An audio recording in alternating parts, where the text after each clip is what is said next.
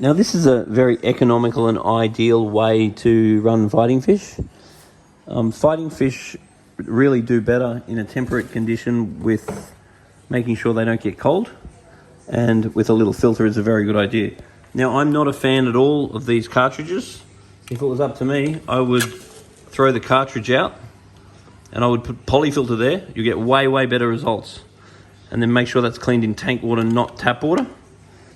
And then fish keeping is half of fish keeping. So food is half of fish keeping.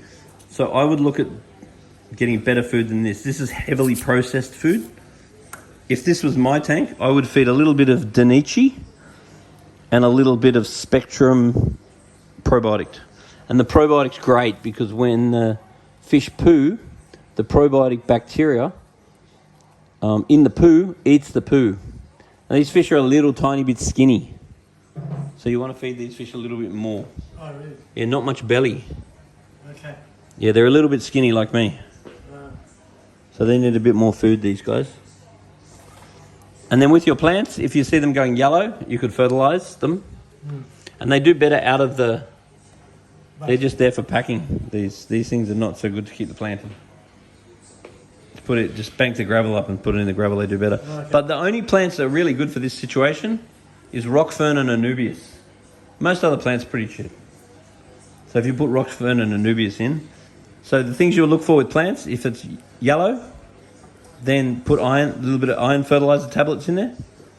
If you're getting algae growing all over the leaves, then you put a bit of organic carbon in there, like Carbo Max or something like that. So lights run about 6 to 8 hours a day. And you want to feed the fish about 5 times a week, what they eat in 30 seconds, but a little bit more than they're getting now. And you can put some catfish in there too, because the catfish would help to keep it clean, like a little bristlenose or something, as long as the temperature.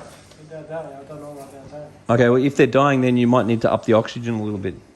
So if you just put a little bubbler in there, like a little air stone, and put some oxygen in there, then that's probably the thing. Because these filters actually don't aerate the water.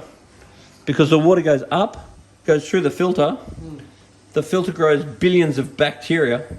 The bacteria sucks all the oxygen out of the water, and then it goes back in and re-aerates. So if you had some bubbles, then you find the catfish will live. And then the plants, people say, oh, the plants are good for oxygen. Well, no, because the plants are good for oxygen in the daytime, and then they produce CO2 at nighttime. So that isn't helping it too much. So you should be able to get this so bristlenose live, assuming it doesn't go below like 23 degrees. No. Yeah, probably not here. No. And then make sure your KH level is sort of 2 to 4. Make sure your GH is about 8 plus, 8-ish.